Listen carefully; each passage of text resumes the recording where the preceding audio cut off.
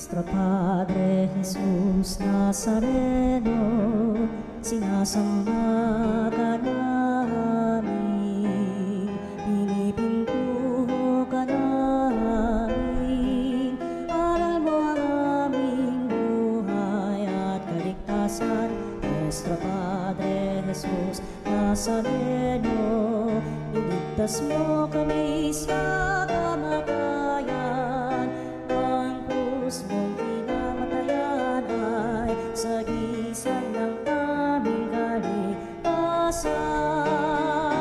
Nuestro Padre Jesus Nazareno, dinarangal ka namin. Nuestro Padre Jesus Nazareno, inulwalhati ka namin. Nuestro Padre Jesus Nazareno, inarangal ka namin. Nuestro Padre Jesus Nazareno, inulwalhati ka namin.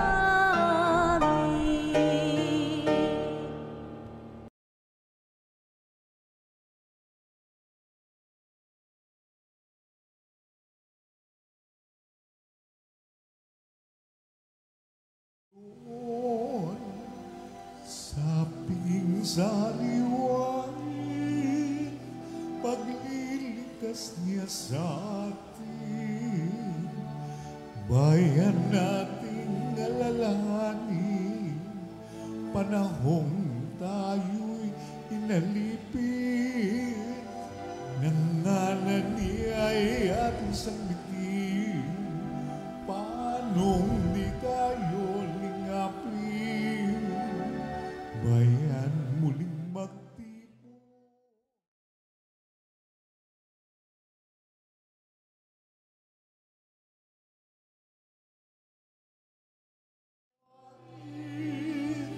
Pagliligtas niya sa atin, sa piging sariwain, pagliligtas niya sa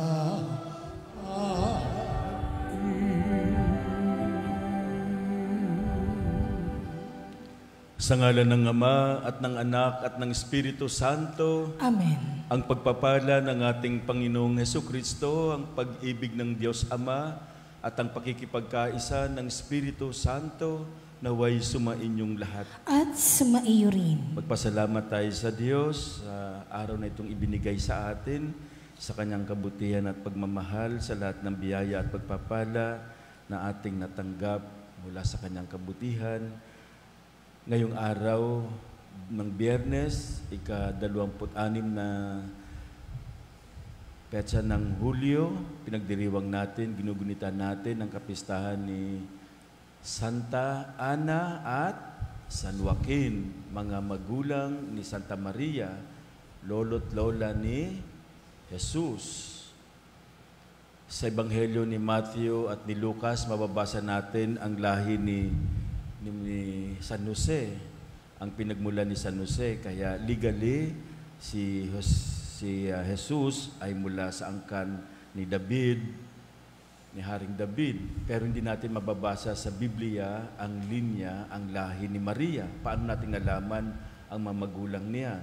Dahil ito inaisulat sa Apocryphal noong 2nd century.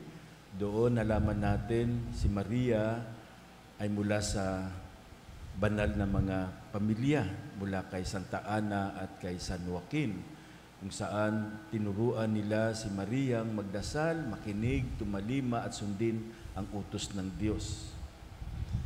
Mula pa noong 4th century, ipinagdiriwang na si Santa Ana sa Eastern Churches.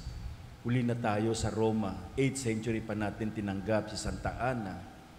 May malaking basilika sa Quebec, pinakamalaking basilika pagdidebosyon kay Santa Ana sa Quebec, Canada. Kay San Joaquin naman, 15th century na, very late na nating natanggap itong pagdiriwang kay San Joaquin. Bagamat huli, ngayon ipagdiriwang natin ang mga magulang ni Maria, si Santa Ana at si San Joaquin. Hilingin natin ang panalangin nila habang itinataas natin sa Diyos ang ating mga saloobin, ang ating mga pagsusumamo, lalo tigit tayo mga naapektuhan nitong nakaraang malakas na ulan at pagtaas ng tubig, mga baha. Isama natin ang ating mga kapatid na naapektuhan nitong kalamidad. At upang tayo maging karapat-dapat gumanap sa banal na pagdiriwang, lumapit tayo sa Diyos na may pagsisisi, aminin natin ang ating mga pagkakamali, ang ating mga nagawang kasalanan. Sinugong tagapagpagaling sa mga nagsisisi, Panginoon, kaawaan mo kami. Panginoon, kaawaan mo kami. Dumating na tagapag-anyayang mga makasalanay magsisi, Kristo, kaawaan mo kami. Kristo, kaawaan mo kami. Nakaluklok ka sa kanan ng Diyos Ama para ipamagitan kami, Panginoon, kaawaan mo kami. Panginoon, kaawaan mo kami. Kaawaan tayo ng makapangyarihang Diyos, patawarin tayo sa ating mga kasalanan, at patnubayan tayo sa buhay na walang hanggan. Amen. Manalangin tayo. Ama naming makapangyarihan, Ikaw ang Diyos ng aming mga ninuno. Niloob mong sina San Joaquin at Santa Ana ay maging magulang ng mahal na biring ina na nagkatawang taong anak mo. Bilang tugon sa dalangin ng mag-asawang banal, makapakinabang nawa sa pangako mo ang iyong sambayanan. Sa pamamagitan ni Jesucristo, kasama ng Espiritu Santo, magpasawalang hanggan. Amen. Magsiupo po lahat.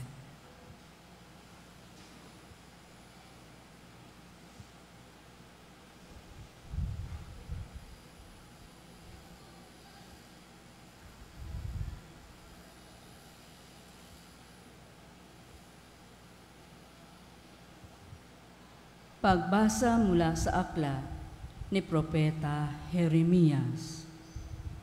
Magbalik kayo sa akin, kayong mga nagtaksil, pagkat ako ang inyong Panginoon, wika ng Panginoon. Kukuha ako sa inyo ng isa sa bawat bayan at dalawa sa bawat angkan, at ibabalik ko kayo sa bundok ng Sion. Bibigyan ko kayo ng mga pinunong tatalima sa akin at pamamahalaan nila kayo ng buong katalinuhan at pagkaunawa. At kung dumami na kayo sa lupaing iyon, hindi na pag-uusapan ng mga tao ang tungkol sa kaba ng tipan ng Panginoon. Hindi na nila ito kakailanganin ni isipin o gugunitain, at hindi na rin sila gagawa ng ibang kaban. Pag sumapit na ang panahong iyon, ang Jerusalem ay tatawaging luklukan ng Panginoon.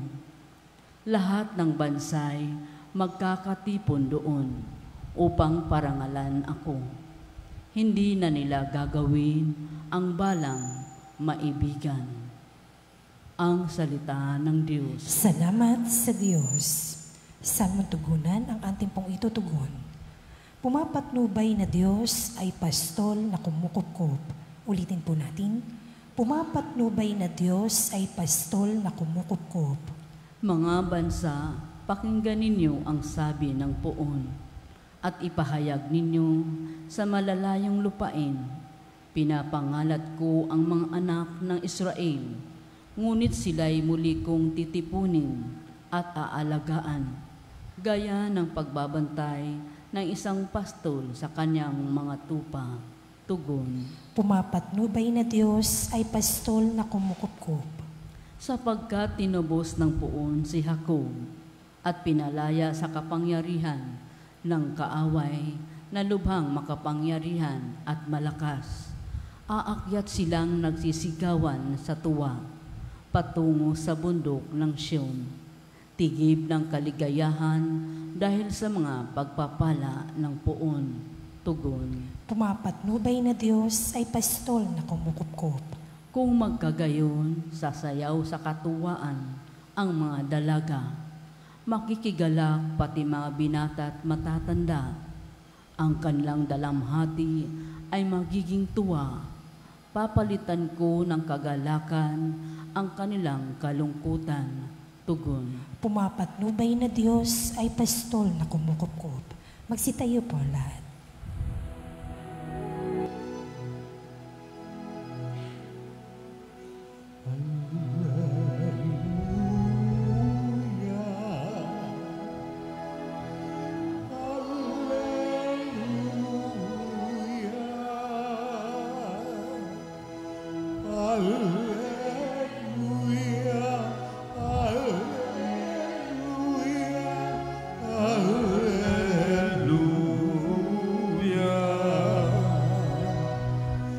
Ang salitang mula sa Diyos kapag isinasa loob ay mamumunga ng lubos. Alleluia,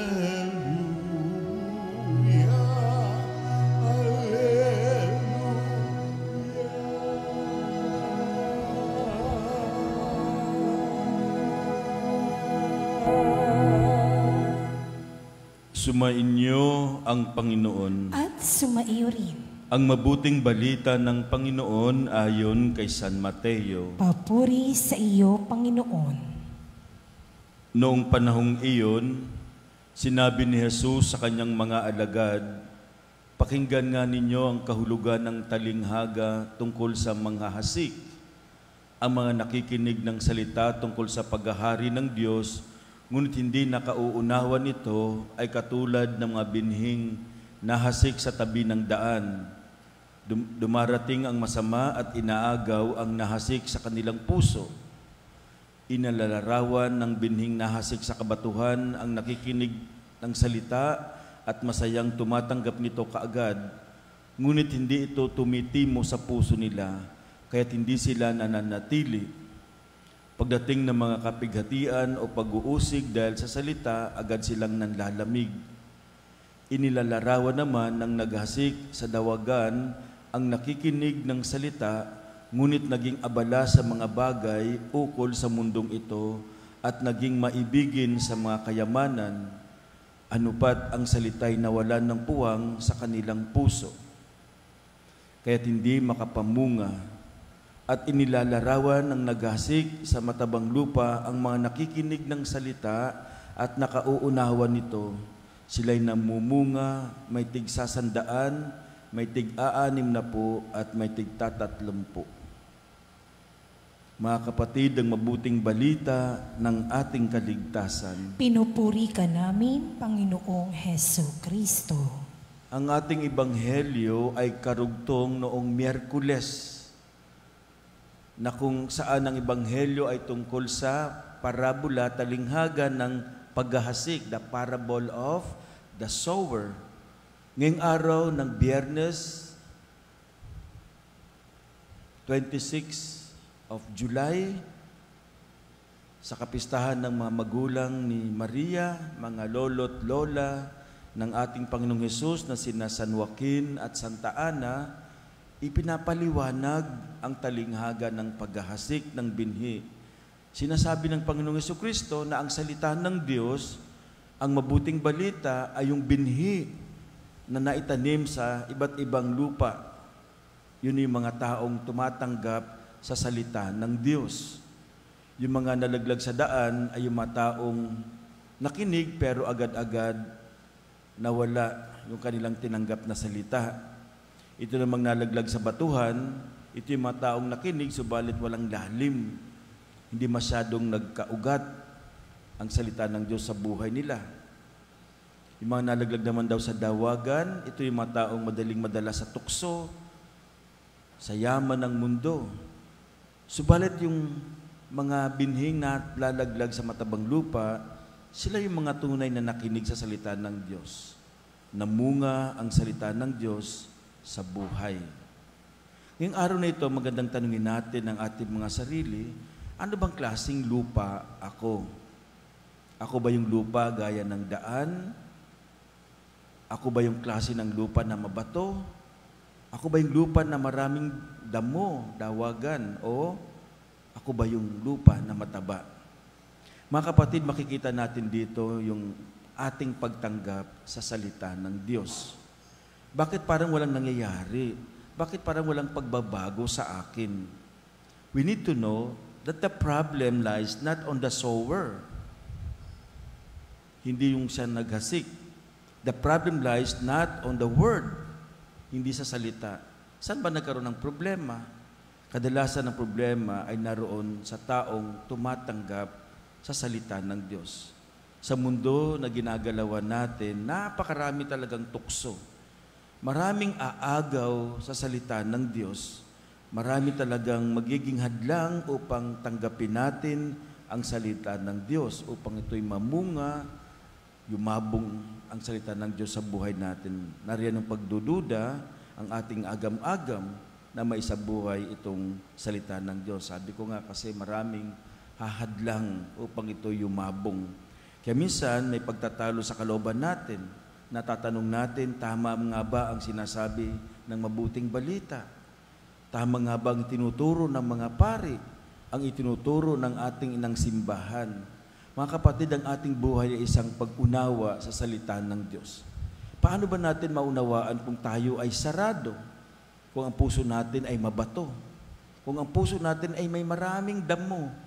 Kung ang puso natin ay parang daan? No? Sana ang mabuting balita ay maging aral natin, maging paalala sa atin sa araw-araw nating buhay. Pwede natin itong baguhin. Kaya let us cultivate our hearts. Cultivate our souls. Let us cultivate our lives upang maging mataba. Di ba kapag ang lupa payat, pinapataba, pwede namang maging mataba. Linalagyan natin ng pataba at kinocultivate natin upang ang mga tanim na binhing mapunta doon ay yumabong at mamunga. Anong nagpapataba sa buhay natin? Ano ang nagpapataba sa kaluluwa natin? Walang iba kundi ang pakikinig, pagbabasa at pagtanggap natin sa salita ng Diyos na may pagtitiwala. Doon tumataba ang ating kaluluwa, ang ating buhay. Ang taong nakikinig, ang taong tumatanggap, ay nagiging mataba ang kaluluwa, nagiging mataba ang buhay. Kaya magsumikap tayong tumanggap, makinig sa salita ng Diyos. Bilib nga ako sa inyo dito, kahit baha, merong ditong, ay talagang pumunta pa ng simbahan upang makinig. Nagsusumikap tayong tanggapin, makinig ang salita ng Diyos upang dahan-dahan tayong yumabong, mamunga ng tig-iisang daan, tig-aanim na po, tig-tatlong po. Kaya let us open our hearts to Him today in humility and gratitude for the seed of His word to bear much fruits in us. Ang mensahe at hamon sa atin ng Ebanghelyo sa kapistahan ni San Joaquin at Santa Ana. Amen?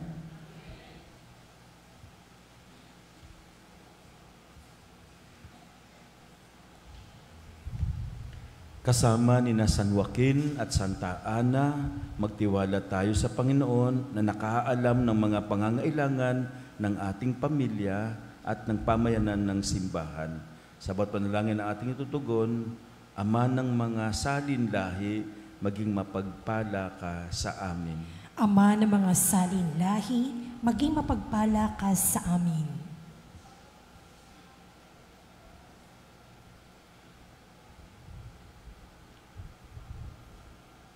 Ang simbahan naway patuloy na magtanggol sa kabanalan ng kasal at kahalagahan ng buhay ng pamilya. Manalangin tayo sa Panginoon. Ama ng mga saling lahi, maging mapagpala ka sa amin.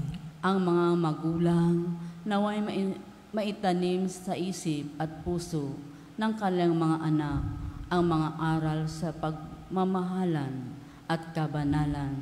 Manalangin tayo sa Panginoon. Ama ng mga salinlahi, maging mapagpala ka sa amin. Ang mga anak naway laging magmahal at gumalang sa kanilang mga magulang at mga ninuno. Manalangin tayo sa Panginoon. Ama ng mga salinlahi, maging mapagpala ka sa amin. Ang mga mag-asawang nagkakalayo naway muling matuklasan at pahalagahan ang isa't isa sa diwa ng kapayapaan, pagpapatawad at pagkakasundo. Manalangin tayo sa Panginoon. Ama ng mga salinlahi, maging mapagpala ka sa amin. Sa mga yumaong membro ng ating pamilya, naway ipagkaloob ng Diyos ang kapayapaan. Manalangin tayo sa Panginoon. Ama nga ng mga salinlahi, maging mapagpala ka sa amin. Upang mamayani ang kapayapaan ng Ukraine at sa buong mundo, at ipag-adya nawa ang sangkatauhan sa karahasan at kasakiman at pang-aabuso ng kapangyarihan na nagdudulot ng paghihirap at kamatayan sa marami. Manalangin tayo sa Panginoon. Ama ng mga salinlahi, maging mapagpala ka sa amin. Upang ang lahat naman nagdurusa dahil sa kalupitan ng digmaan, lalo na sa Ukraine, ay daglian ng makaranas ng kapayapaan at mabuhay ng may kapanatagan at kalayaan. Manalangin tayo sa Panginoon. Ama ng mga salinlahi, maging mapagpala ka sa amin. Isama natin sa ating panalangin ang mga intensyon na ibinigay para sa ating komunidad, ang pasasalamat, mga agarang pagaling sa mga may sakit, mga natatanging kahilingan, at para sa mga kaluluwa, at para din sa ating mga pansariling kahilingan. Panginoong Diyos, basbasan mo ang aming mga tahanan, pagbuklurin mo ang aming mga anak na lalaki at babae na nag-iisang pamilya ng iyong simbahan, sa nag-iisang pamilya ng iyong simbahan. Hinihiling namin ito sa pamamagitan ni Kristo na aming Panginoon. Amen. Magsimpo po ang lahat.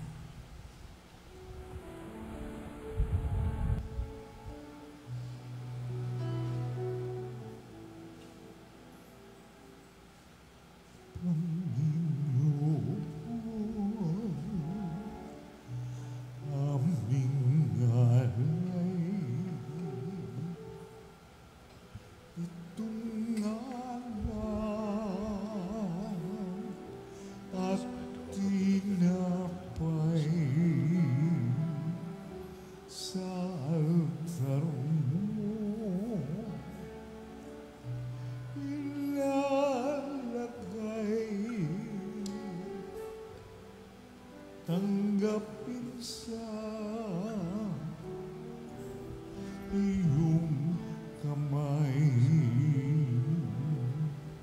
alay namin aming buhay.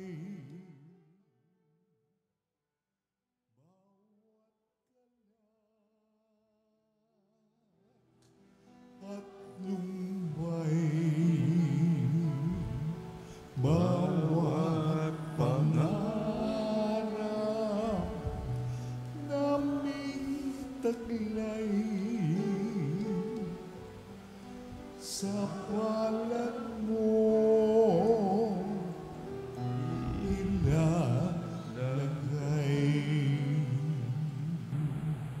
Manalangin kayo mga kapatid upang ang paghahain natin ay kalugdan ng Diyos Amang makapangyarihan. Tanggapin nawa ng Panginoon itong paghahain sa iyong mga kamay, sa kapurihan niya at karangalan sa ating kapakinabangan at sa buong sambayanan niyang banal. Ama naming lumikha, tanggapin mo ang hain namin ngayon upang sa pagpapala mo kay Abraham at sa kanyang lahi, kami pagindapating makasalo sa pamamagitan ni Jesucristo, kasama ng Espiritu Santo, magpasawalang hanggan. Amen. Sumainyo ang Panginoon. At sumaiyo rin. Itaas sa Diyos ang inyong puso at diwa. Itinaas na namin sa Panginoon. Pasalamatan natin ang Panginoong ating Diyos. Marapat na siya ay pasalamatan. Ama naming makapangyarihan, tunay ngang marapat na ikaw ay aming pasalamatan.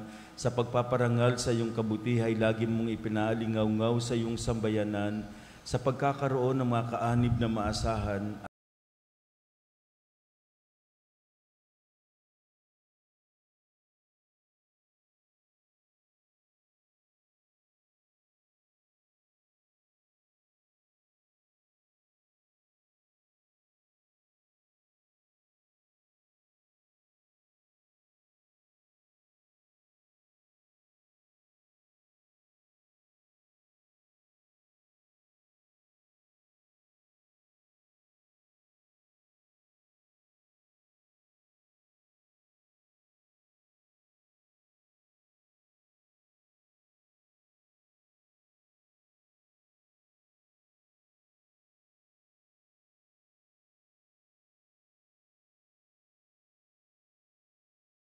Panginoon, Hosanna, Hosanna sa kahit. Hosanna, Hosanna sa kaitaasan.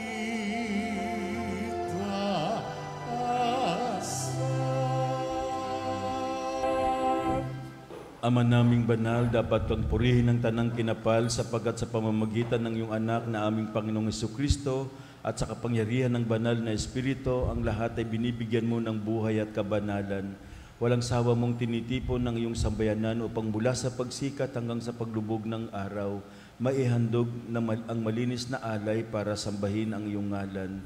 Ama, sinasamo naming pakabanalin mo sa kapangyarihan ng banal na Espiritu ang mga kaloob na ito na aming inilalaan sa iyo. Ito naway maging katawan at dugo ng iyong anak at aming Panginoong Hesukristo na nag-utos ipagdiwang ang misteryong ito. Nang gabing ipagkanulo siya, hinawakan niya ang tinapay, pinasalamatan kaniya, pinaghati-hati niya iyon, iniabot sa kanyang mga alagad at sinabi, tanggapin ninyong lahat ito at kanin ito ang aking katawan na ihahandog para sa inyo.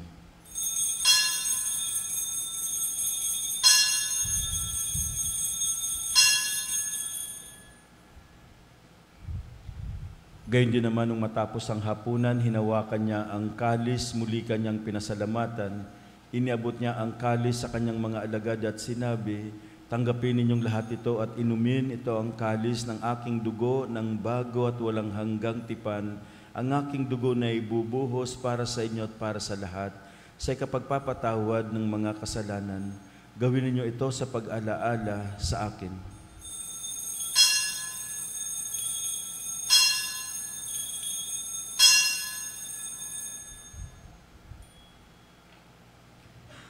Ipagbunyi natin ang misteryo ng pananampalataya. Si Kristo'y namatay, si Kristo'y nabuhay, si Kristo'y babalik sa wakas ng panahon. Ama, ginugunita namin ang pagkamatay ng iyong anak na sa amin nagligtas, gayon din ang kanyang muling pagkabuhay at pag-akyat sa kalangitan, samantalang ang kanyang pagbabalik ay pinananabikan, kaya bilang pasasalamat ngayon aming iniaalay sa iyo ang buhay at banal ng paghahaing ito. Tunghayan mo ang handog na ito ng iyong simbahan, masdan mo ang iyong anak na nag-alay ng kanyang buhay upang kami ay pagkasundo sa iyo. Loobin mong kaming magsasalo-salo sa kanyang katawan at dugo ay mapuspos ng Espiritu Santo at maging isang katawan at isang diwa kay Kristo. Kami naway gawin niyang handog na habang panahong nakatalaga sa iyo. Tulungan nawa niya kaming magkamit ng iyong pamana kaysa ng Ina ng Diyos, ang mahal na Birheng Maria, ni San Jose, kanyang butihing kabiyak, kaysa ng mga apostol, mga martir, kaysa ng mga lahat ng mga banal tulad ni San Joaquin at Santa Ana na aming inaasahang lagi nakikiusap, iyo'y tinipon mo sa iyong harapan. Amang mawain, kupkupin mo at pag-isahin ang lahat ng iyong mga anak sa bawat panig at sulok ng daigdig. Kaawaan mo at patuloyin sa iyong kaharian ang mga kapatid naming yumaho at ang lahat ng lumisan na sa mundong ito na nagtataglay ng pag-ibig sa iyo. Kami ay umaasang makararating sa iyong piling at sama-samang magtatamasan ng iyong kaningningang walang maliw sapagkat aming masisilayan ng iyong kagandahan sa pamamagitan ng aming Panginoong Hesukristo na siyang pinagdaraanan ng bawat kaloob mo sa aming kabutihan.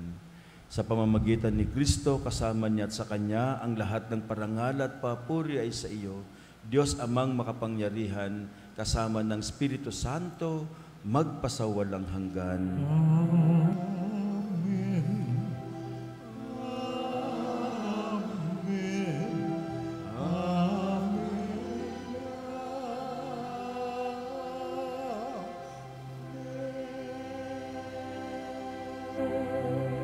Sa tagubili naman nakagagaling na utos sa turo ni Jesus na Panginoon natin at Diyos, ipahayag natin ang lakas loob.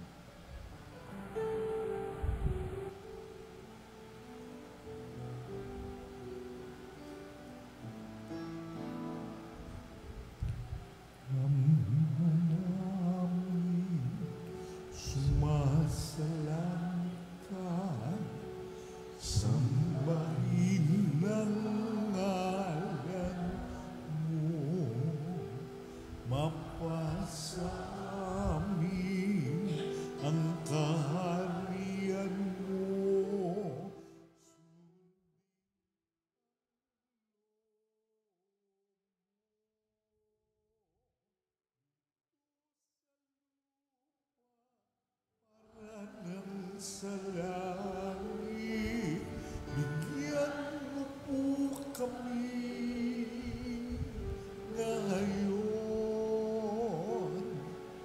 ng aming kakanin sa araw-araw at patawarin mo kami.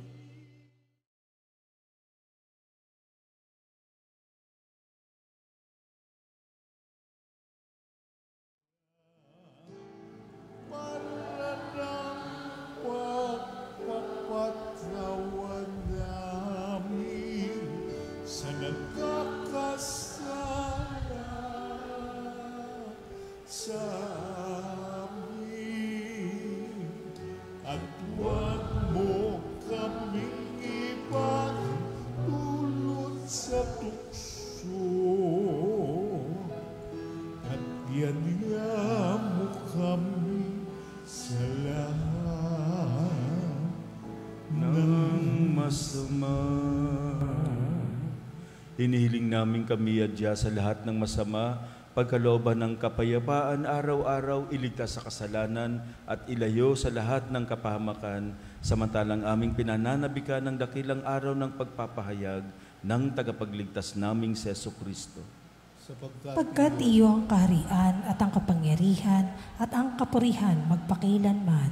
Amen. Panginoong Jesucristo, sinabi mo sa iyong mga apostol, kapayapaan ang iniiwan ko sa inyo, ang aking kapayapaan ang ibinibigay ko sa inyo. Tunghayan mong aming pananampalataya at wag ang aming pagkakasala. Pagkalooban mo kami ng kapayapaan at pagkakaisa ayon sa iyong kalooban, kasama ng Espiritu Santo, magpasawalang hanggan. Amen. Ang kapayapaan ng Panginoon ay laging sumainyo. At sumaiyo rin. Magbigayan kayo ng kapayapaan sa isa't isa. Peace po, peace. Kordero ng Diyos na nag-aalis sa mga kasalanan ng sanlibutan, maawa ka sa amin. Kordero ng Diyos na nag-aalis sa mga kasalanan ng sanlibutan, maawa ka sa amin.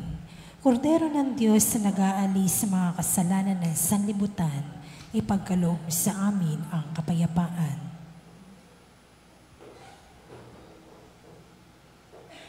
Ito ang kordero ng Diyos. Ito ang nag-aalis ng mga kasalanan ng sanlibutan. Mapalad tayong inaanyayahan sa kanyang piging. Panginoon, hindi ako karapat-dapat na magpatuloy sa iyo, ngunit sa isang salita mo lamang ay gagaling na ako. Pagsanggalang nawa ko ng katawan at dugo ni Kristo para sa buhay na walang hanggan. Amen.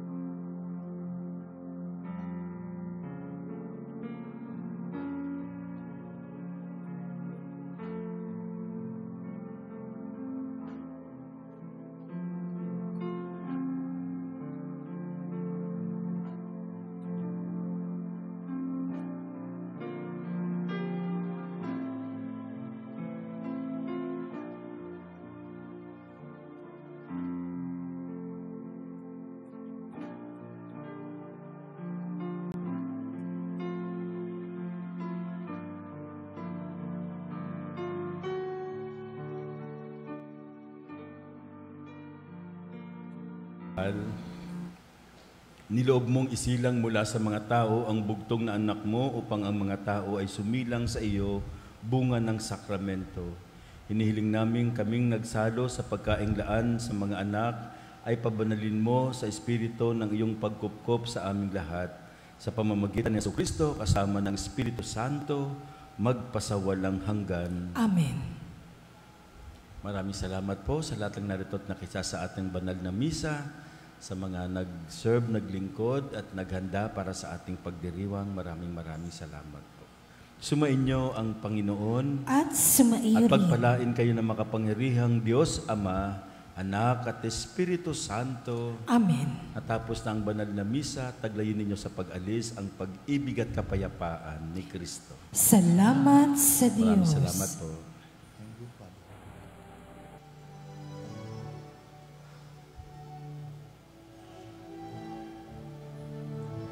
Walang simanang namubuhay para sa sarili lamang. Walang sinumanang namamatay para sa sarili lamang. Tayo lahat ay may plano.